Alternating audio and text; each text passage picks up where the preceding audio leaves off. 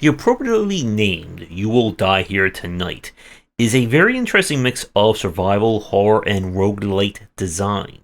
And while it has a very interesting premise, it doesn't quite stick the landing as well as it should.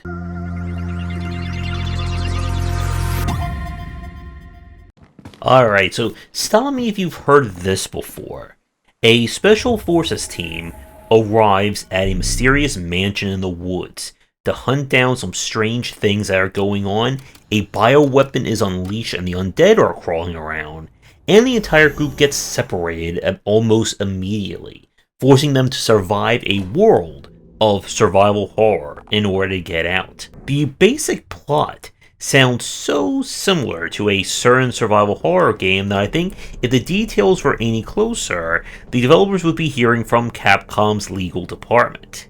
But You Will Die Here Tonight quickly turns things on its head when it's revealed that you are playing as the bad guy in charge, who is then murdered, and then the game loops.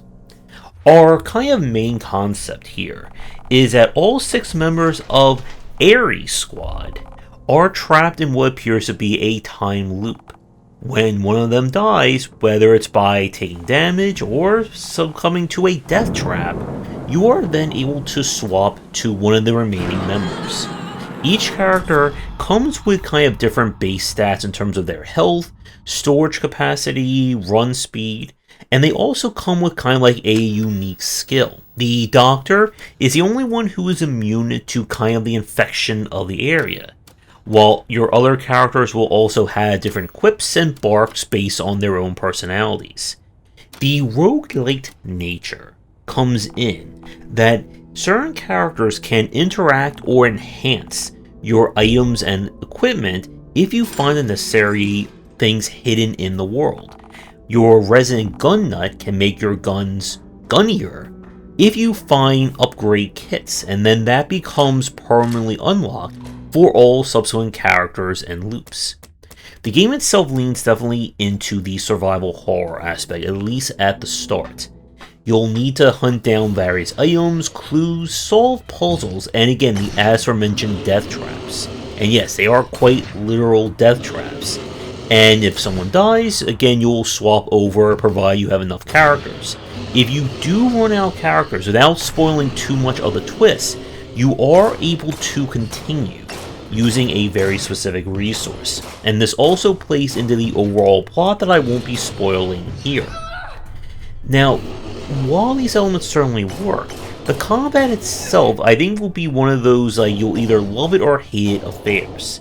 Instead of fighting in the isometric style, the game kind of takes a page from I think the older Game Boy or Game Boy Advance Resident Evil spin-offs, where you'll go into this kind of first-person view, and this one kind of turns into a kind of late House of the Dead arcade shooter, where you'll need to try and deal with the enemies, reload your guns, and keep them from attacking you.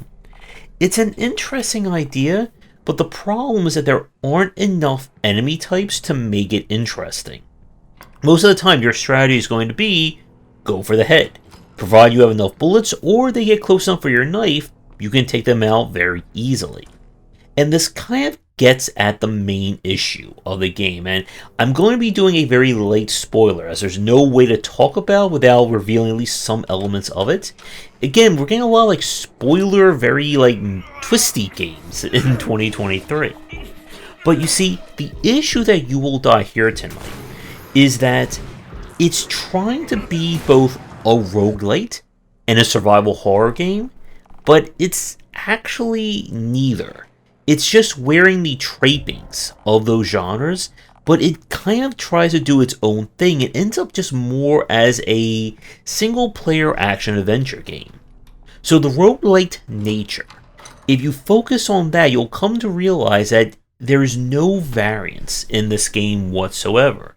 And again, that is part of the overall plot that I won't be revealing here. But the mansion is going to be the same thing every time. Enemies will be in the same places, items, you name it. There is nothing that mixes things up from run to run, even if you start a brand new game. And as a survival horror side, it also kind of falls short. While the death traps and some of the major enemies are challenging, again, gets into like the spookiness, the majority of your time is just going to be running around popping minor zombies here and there. And because of the fact that you can completely refill your ammo back at the game's kind of safe area and get the aforementioned upgrades, it doesn't stay spooky for long. Once you get your hands on the upgraded pistol, or again, get everyone's favorite double barrel shotgun, it kind of ends in terms of the spookiness. The only thing that becomes a little bit difficult are the boss fights, who take a lot more damage. And the UI for the game is a little bit rough in that respect. You see, in order to use your melee, you must swap to it.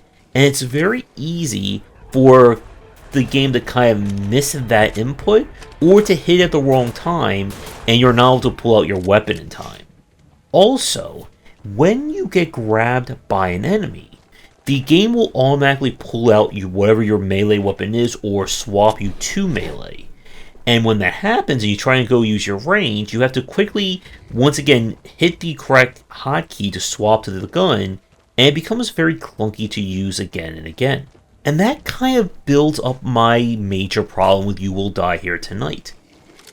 The initial premise of this game is really well done, and I could see this being expanded out with the roguelite elements to be a very unique game. But what we have here is just kind of caught in the middle between the survival horror and the roguelite elements. And you're approaching this game from either one of those fronts, you are ultimately going to be very disappointed because neither one is really given enough to shine. It is a very fascinating game to play, and I did play through this one all the way through to the game's true ending. And it does hint, especially in the last 15 minutes, at some major revelations, maybe going forward. And I would really like to see these developers maybe continue with this concept, either in a sequel or another kind of game. Because there is certainly something here, but I just wanted more of it. So if you're looking not for so much a roguelite, or so much for a survival horror, but a very different take between the two, I would recommend you giving this game at least a shot. And I would like to thank developers for giving me a press key to check this one out, and if you'd like me to look at your game for a future video, please get in touch. That's going to do it for today's video. Thank you so much for watching. Be sure to do the YouTubing stuff people tell you to do. If you're interested in more of my thoughts on design, check out my books wherever they are sold.